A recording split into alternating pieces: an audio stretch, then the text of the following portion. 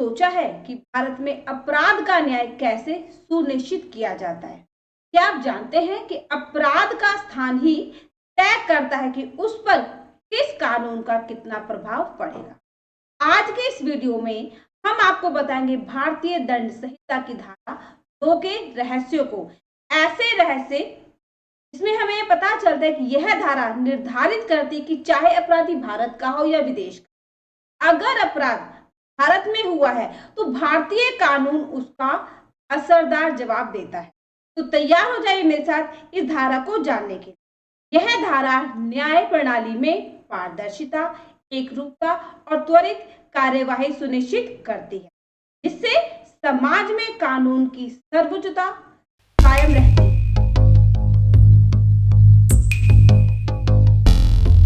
Hello everyone, welcome to ज्ञान अभियान। आज हम बात करने वाले हैं भारतीय दंड संहिता की धारा 2 के बारे में। तो आइए शुरू करते हैं इसे जानना। भारतीय दंड संहिता आईपीसी धारा 2 एक विस्तृत अध्याय। भारतीय दंड संहिता, जिसे 1860 में अंग्रेजी कानून विशेषज्ञों द्वारा प्रारूपित किया गया था, आज भी भारत की आपराधिक न्याय व्यवस्था की रीढ़ मानी जाती है। इस संहिता का उद्देश्य समाज में अपराध नियंत्रण, अपराधियों के खिलाफ सख्त कार्रवाई एवं न्याय की स्थापना करना है। इस संदर्भ में आईपीसी की धारा 2 एक महत्वपूर्ण प्रावधान है, जो यह निर्धारित करता है कि किस क्षेत्राधिकार में किए गए अपराधों को संहिता के अंतर्गत लाया जाएगा और उन पर दंडात्मक कार्यवाही की जाएगी। धारा 2 का मूल उद्देश्य।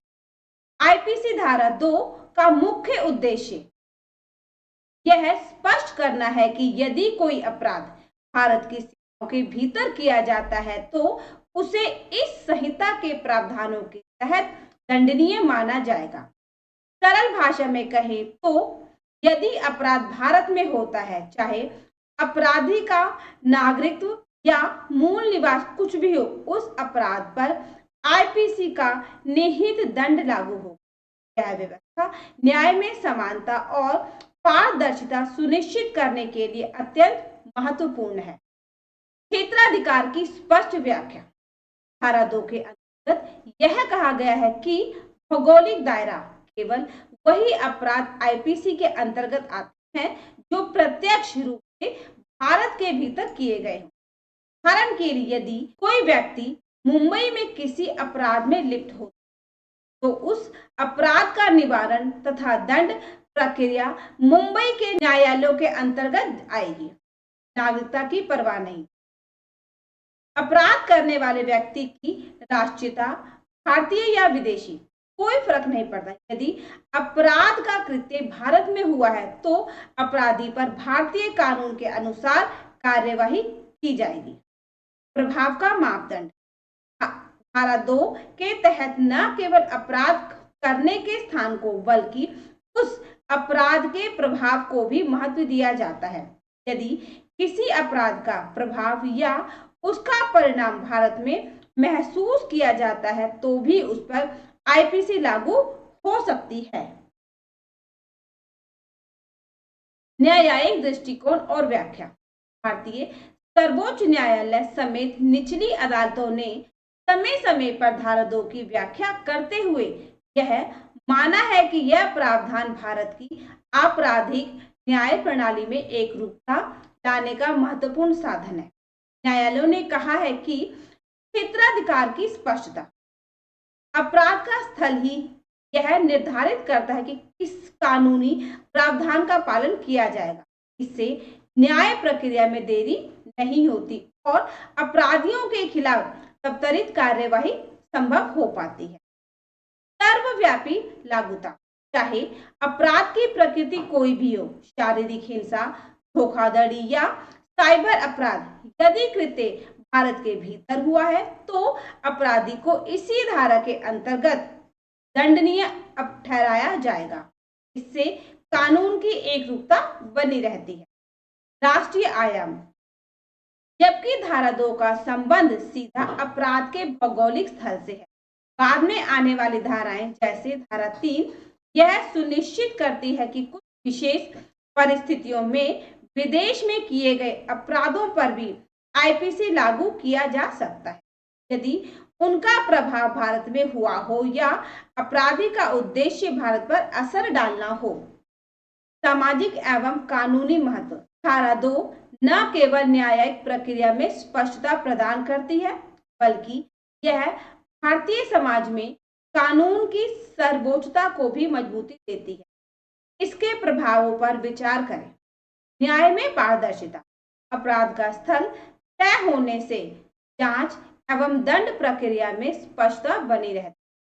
इससे नागरिकों का विश्वास न्याय प्रणाली में बना रहता है।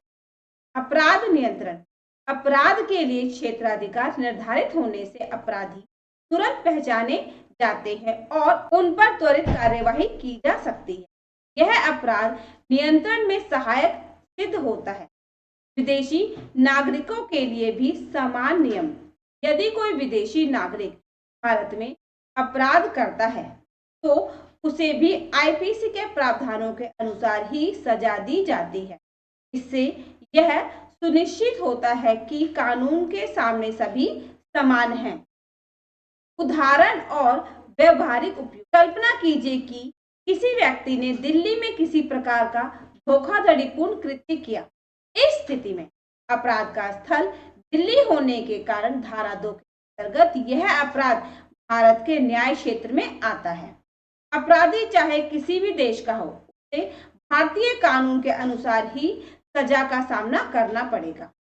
इस व्यवस्था से न केवल अपराधी के खिलाफ त्वरित कार्यवाही संभव होती है बल्कि पीड़ित को भी उचित न्याय मिल पाता है। अब हम कुछ बहुविकल्पी प्रश्न करेंगे और जानेंगे कि हमने कितना सीखा। आईपीसी धारा 2 का मुख्य उद्देश्य क्या है? इसका सही जवाब है ऑप्शन बी, भारत में किए गए अपराधों पर क्षेत्राधिकार स्थापित करना। आईपीसी धारा 2 के अनुसार अपराध पर किस धारा पर न्यायिक कार्यवाही होगी? इसका सही जवाब है ऑप्शन बी, अपराध का स्थल।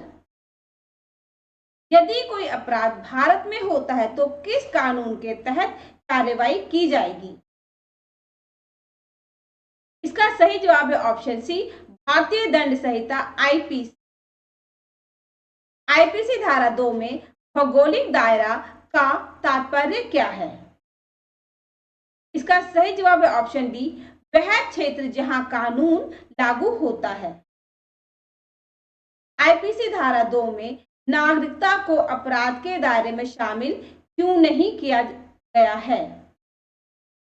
इसका सही जवाब है ऑप्शन बी, क्योंकि कानून का उद्देश्य पूरे क्षेत्र में समान न्याय सुनिश्चित करना है।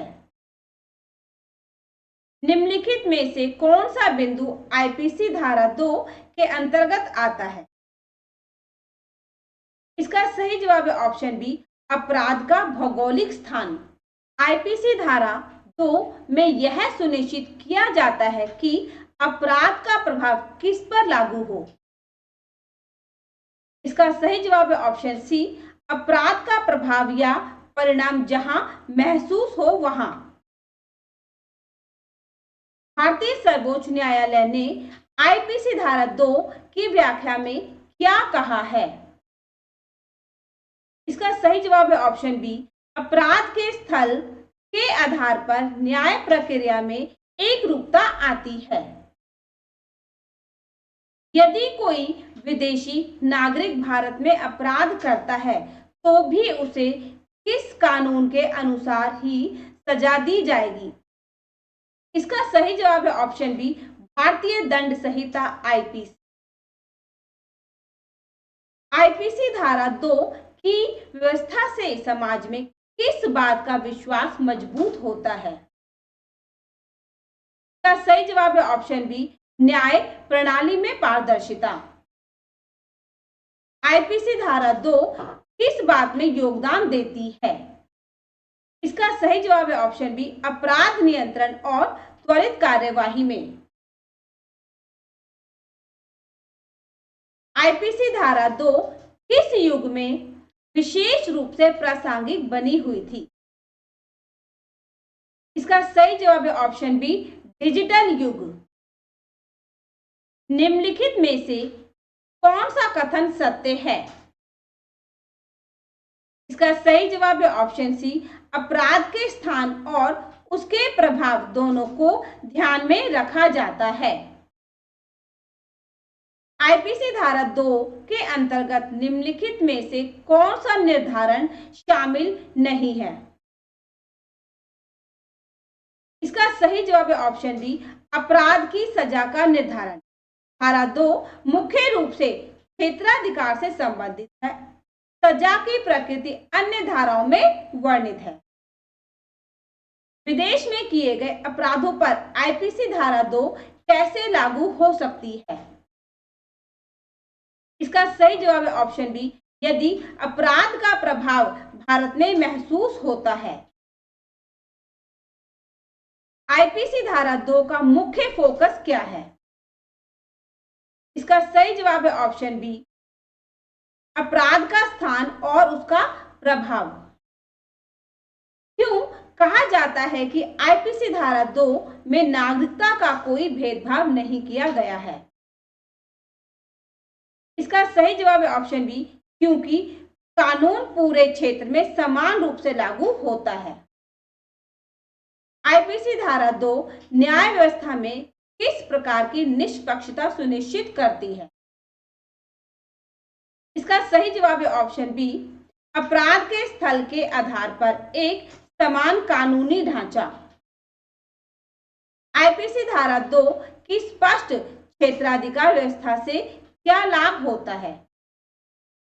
तो सही जवाब है ऑप्शन सी, त्वरित और स्पष्ट कार्रवाई। निम्नलिखित में से कौन सा तत्व आईपीसी धारा 2 के लागू होने में महत्वपूर्ण नहीं है? इसका सही जवाब है ऑप्शन डी, पीड़ित की आर्थिक स्थिति। भारतीय दंड संहिता की धारा 2 भारतीय आपराधिक न्याय व्यवस्था की नींव में एक महत्वपूर्ण स्तंभ है।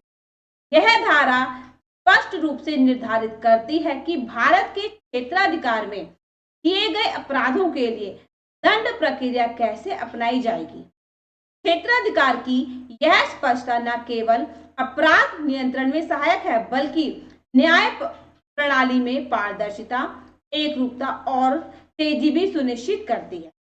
इस प्रकार आईपीसी की धारा 2 यह सुनिश्चित करती है कि भारत में अपराधों के निवारण और दंड प्रक्रिया में क्षेत्राधिकार की भूमिका प्रमुख है, जिससे समाज में कानून की सर्वोच्चता एवं न्याय की गारंटी बनी रहे। आज के डिजिटल युग में भी जहां अपराध के स्वरूप में परिवर्तन आ रहा है, धारा 2 की मौलिक अवधारणा अपराध के स्थल के आधार पर कार्यवाही, न्यायिक कार्यवाही प्रासंगिक बनी हुई है। इस विस्तृत अध्ययन से यह स्पष्ट हो जाता है कि भारतीय दंड संहिता की धारा 2 न केवल अपराध के दंडात्मक प्रावधानों को स्थापित करती है, बल्कि यह सुनिश्चित करती है कि किसी भी आपराधिक कृत्य के लिए कानूनी ढांचा सुसंगत और न्याय संगत ढंग से लागू हो। यही कारण है कि भारतीय न्याय व्यवस्था में धारा 2 का महत्व अतुलनीय है। यह वीडियो अगर आपको अच्छी लगी तो इसे कमेंट करें, शेयर करें, सब्सक्राइब करें, बेल आइकन दबाना ना भूलें, क्योंकि इससे ही आपको अगली वीडियो की जानकारी।